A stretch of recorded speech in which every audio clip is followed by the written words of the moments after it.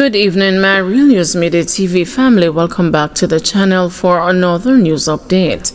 And in the news this evening, 3 men fatally shot as police foil murder plot in St. Anne. 3 men were shot and killed as the police allegedly foiled a murder plot during an operation along Back Street in St. Anne on Wednesday. One of the deceased has been identified as 38-year-old Dickie Bonnick of Runaway Bay, St. Anne. The identities of the other men are currently being ascertained.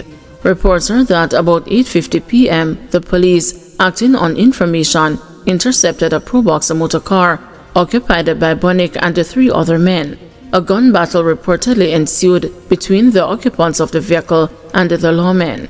When the shooting subsided, Bonnick and the 2 other men were seen with gunshot wounds, the police said. They were taken to the hospital where they were pronounced dead.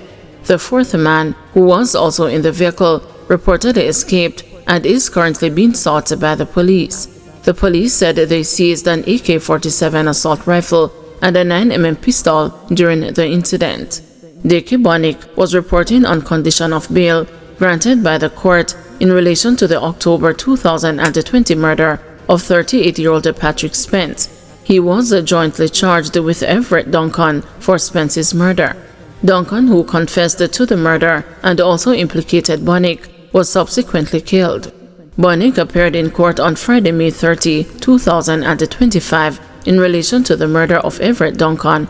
However, the matter was postponed until January 8, 2026. The conditions of Bonnick's bail prohibited him from being in the parish of St. Anne, mandated him not to interfere with the witnesses, and required him to report to the Mapen police station in Clarendon 3 times per week. The Independent Commission of Investigations is now probing the incident, and the matter was also reported to the Inspectorate of Professional Standards Oversight Bureau. The police are urging anyone with information that can assist in this investigation to contact the Counterterrorism and the Organized Crime Investigations Branch at 876-967-1389, the National Intelligence Bureau at 811, Crime Stop at 311, or the nearest police station. Reputed gang leader shot dead, cops move to prevent retaliation.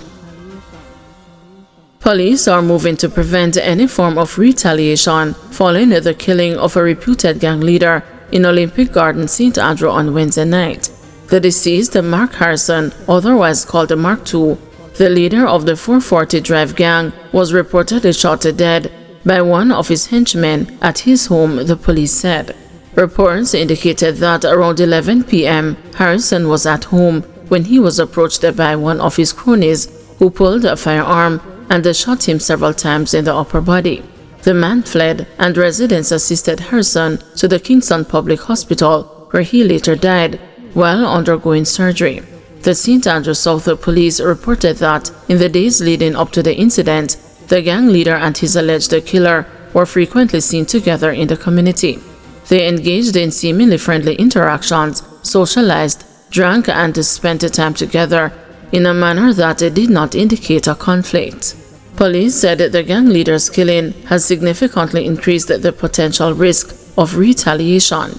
According to the police, there is a high likelihood that counterattacks may be initiated by the gang as they possess the capabilities and resources to cause harm. Harrison, the police said, maintained deep ties to the criminal underworld. He had numerous criminal associates who may choose to avenge his death, thereby escalating tensions and triggering further acts of violence. As a result, the police have requested that Courtney Bloodstain Ashley, also called Orlando Williams, Biggs, and Alien, who is wanted in the division for murder and shooting, to turn himself in. The police have also listed 3 persons of interest, namely Tevin Clark of Seward Drive, Damari McKnight, aka Kojo, and Mark Harrison Jr., aka Pasa. These 4 men are to report to the Hunts Bay police station by noon tomorrow. Police said the motive of the attack on Harrison is unclear. However, it was revealed that the alleged killer was brought into the 440 Drive gang and the community by the now deceased. This gang is involved in murders, shootings, rental, extortion, and a contractor killing, the police said. Furthermore, the police shared that the gang is involved in an active feud or turf conflict with the neighboring Samarkand gang. This conflict has resulted in multiple murders, shootings, and arson attacks. According to the police, Harrison had multiple encounters with law enforcement. In 2015, he was stopped while riding a bicycle, searched, and found in possession of a parabellum pistol along with a magazine containing 10 rounds. He was arrested, charged, and later released in relation to that matter. On November 2, 2018, Harrison was again arrested and charged with shooting with intent, assault at a common law, unlawful wounding, illegal possession of a firearm, and illegal possession of ammunition. Vendor fatally shot in Old Harbor identified. The police have confirmed the identity of a vendor who was shot in Old Harbor Thursday morning. He is 45-year-old Orville Bloodstein Bloomfield of Longville Park in Clarendon. The police said that Bloomfield was shot along South Street, Old Harbor, about 5:58 a.m. Reports are that the citizens alerted the police after hearing an explosion. On their arrival, his body was found lying beside a bus along the road with a gunshot wounds to the upper body, the police said. Bloomfield was then transported to the hospital where he was confirmed dead. Investigations are ongoing. Student arrested after robbery and a firearm seizure in St. Andrew. A student was one of 2 women arrested following the seizure of an illegal firearm on Barbican Road in St. Andrew on Wednesday. The women, whose names the police have declined to release as they have not been charged, were reportedly held following a robbery in the corporate area. They were detained as they waited in the drive-thru of a fast food restaurant in Ligoni, St. Andrew. Reports were that around 9 p.m., police received information that a car which was involved in a robbery was seen at the intersection of Hope Road, Old Hope Road, and Barbican Road.